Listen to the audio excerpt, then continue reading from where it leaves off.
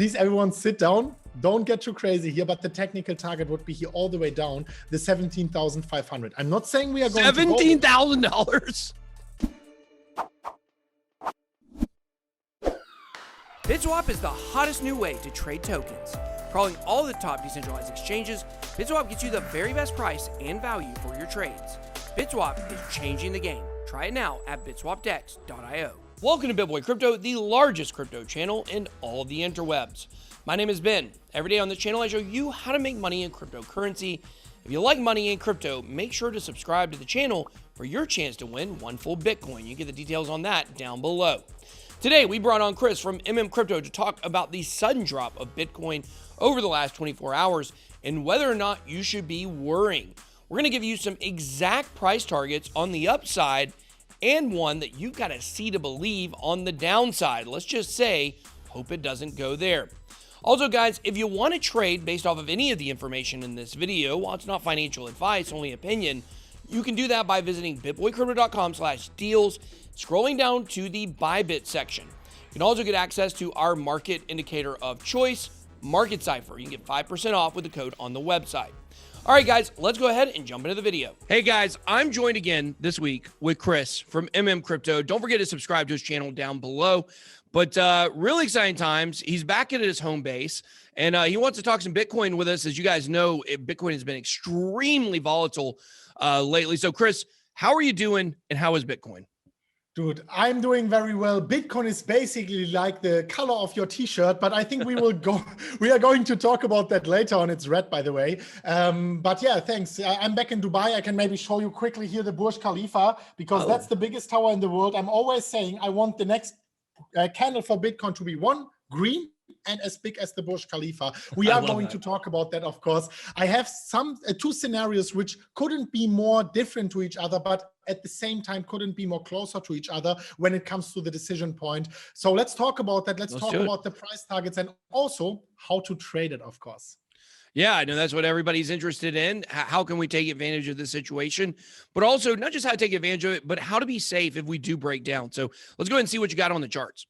All right, there we go. And we are starting on the daily candles for Bitcoin. This is something I talked about on the chart, but of course I have some unique new happenings here, which just happened recently here. So first of all, as a quick recap, this rising wedge actually started all the way back on the 12th of December. And I was wondering why no one is talking about that. But besides that one fake out, it is a very, very legit pattern here. And right now we can see that yesterday night we broke down. And for the first time since 3 months, we closed a daily candle below. And this is in and of itself already very bearish. But let's zoom out a little bit and let's not get crazy here about the price action. And let's see what's actually happening volume-wise. Because in the end of the day, you want the market to agree to that breakdown. And so far, we are not having volume confirming that.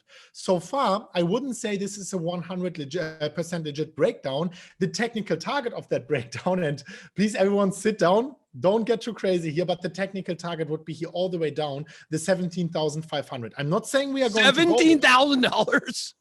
Yeah, like we are like less than 1%, in my opinion. Less than 1%, right? It's the technical target, but less than 1% that we are going there. Definitely, guys. I mean, I'm not banking on that for sure. Because also, if we are taking out the volume profile, you can see even though we broke down here, we have very important support by a level you were actually also looking at, 47,000 US dollars, which would be for me a possible scenario here if this breakdown continues. Big volume coming in with all the volume traded here. There was a lot of traffic at that area. So I'm expecting, if not already here, significant support at the 47 level. And then, of course, at the level where Elon Musk was buying in here, 30,000 to 35,000. That is my personal worst case scenario. I personally think, and I said that before we recorded, I would be surprised. I think we are not going to go below the 33K level, the Elon Musk purchasing price. We have so much confidence at that level, so many institutions, so many big people directly following him thereafter. I personally don't think we are going to make this smart money unprofitable. Let's wait and see what happens here. Something which is good news. I wanted to go over to the good news for everyone here. I think everyone watching is a bull here, right? So we have the M pattern. The M pattern is in it of itself a very bearish pattern. We broke below this this rising wedge here, but this is good. We already got a bounce here at the M pattern neckline. So far, We didn't break down, and getting a bounce there is always something good. If we are going down for a retest, well, I really want to, I want this one to hold, because basically the measured move price target of this one, I will tell you also how to trade it, would be at the 45,000 US dollar level, so below the significant support. So if you are trading it, I personally, I don't short Bitcoin in a bull market. I just don't do it. We don't do it either. It's too much volatility, too many questions. You just win more when you're betting long in a bull market. Exactly. And then maybe 2 out of 10 trades are not profitable, whatever, right? Yeah. I mean, that's why I'm just not doing it. And sometimes missing out on a long opportunity, on a short opportunity, equals not missing out on 8 long opportunities. So, but if you were to trade it, I would trade a 4-hourly candle close below and then a confirmation of the breakdown. It could be a profitable trade. I'm staying away from that. So far, we are actually bouncing from here. And if Bitcoin manages within that week, because the weekly confirmation, the weekly close below would be the nail in the coffin for me, to get back into that pattern, then I think we are back in that bullish trajectory, and I could still imagine a breakout towards the upside, but we need to go back in that week. I'm very certain about that, all the way to the price level of 82,000. Right now, Bitcoin is in a bearish narrative. We broke down, and this bearish narrative is actually supported here by this parabolic trend. This is the 4-hourly candles, but let me go over to the daily to round it up here. If we are going on the daily candles, this is the parabolic trend on the linear chart. And we actually put that in all the way back from the $9,000 level. And we got multiple beautiful touch points here. And now, for the first time since actually nearly 1 year, we broke it. The first time since 1 year, we had a daily close below. And this is certainly something to look out for. It's not the end of the bull market. In the last bull market, we had multiple parabolic trends. Once it broke, we retraced and formed a new one. So of course, it's not a reason to freak out here, but it is something to acknowledge. And it is something where we have to say, well, at least in that week, we have to get back into that parabolic trend. Otherwise, we can get ready here for a multi-day or maybe few weeks downward sideways consolidation. This is my take for Bitcoin right now. So this is why this week will decide, are we going to see 47.33? Or are we going to go up in the immediate short term to 82? No matter what happens, we can trade it. The bullish scenario would only trade if we are going above the support here, above the resistance. It would be an entry target above 67,000. But once we go above 67,000, honestly, I would personally bet, and it's no financial advice, with a long position, with a strong long position on a move to 82,000 US dollars. So right now it's the tipping point. It's crossroads for Bitcoin. Yeah. Well, and we've been looking on my channel at a lot of the top indicators, the top of the market indicators on Glassnode. And nothing indicates that we're near the top of the market. So, when I'm looking here at this chart and I'm looking at, your bottom trend line there, I mean, there have been a few times, not as dramatic as what we just saw, but there have been a few times where we have gone below the line. And if you look at those points, each one of those, we had a very strong bounce back. So that's what I'm hoping, what I'm anticipating. I'm hoping that this is going to look kind of like those other 2 spots where it dipped down below and came back up hard. So I'm looking for bullish entries. I'm certainly not looking to short the market. I don't think we're at the top of the market. The one scenario I would ask everybody to keep in mind is if you go back 2013, 2014, during that bull market, we certainly did have a kind of a mini bear market within the 2 bull markets of that halving cycle. So I certainly hope that's not what we're going to see this time. But, with all the uncertainty on the stock market right now in the greater world economy, it could be something we see. What are your thoughts on that?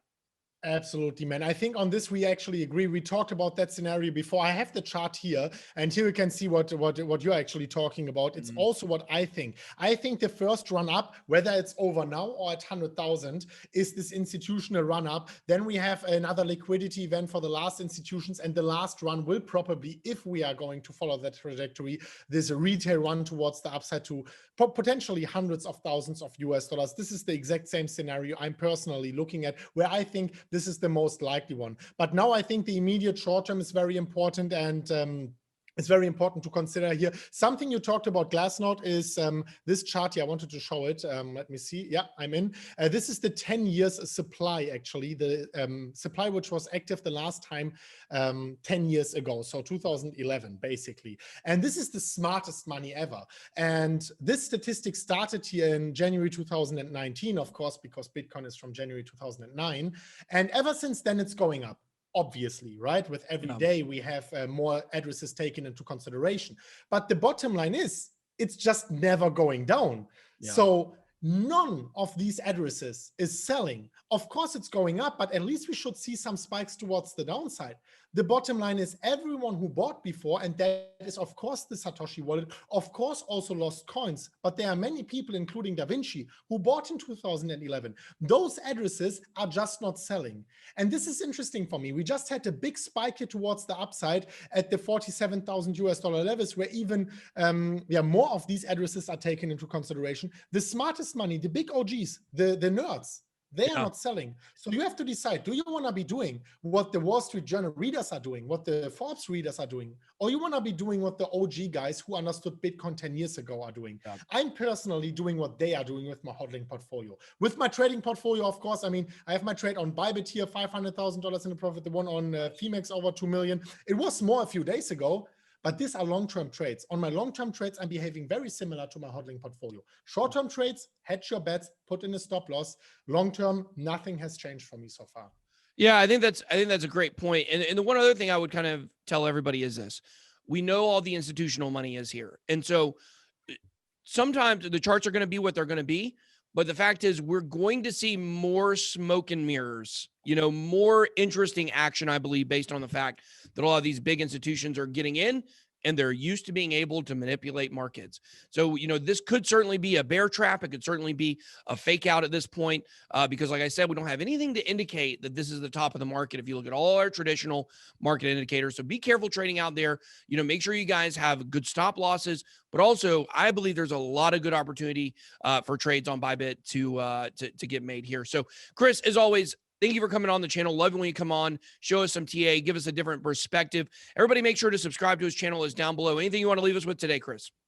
Man, I'm just always happy to come back to your channel. Every single time you upload the video, the first moment I go into the comment section, I just laugh. Everyone sharing their thoughts, sharing the laugh. It's a beautiful community. This is what's crypto about. I think we have like only smart people here. It's very different to other niches. So I'm very happy every single time to talk, whether it's on my channel, on your channel. So thank you so much for having me, man. Yeah, definitely. You guys can check me out in the next day or two on Chris's channel as well. So make sure to go subscribe.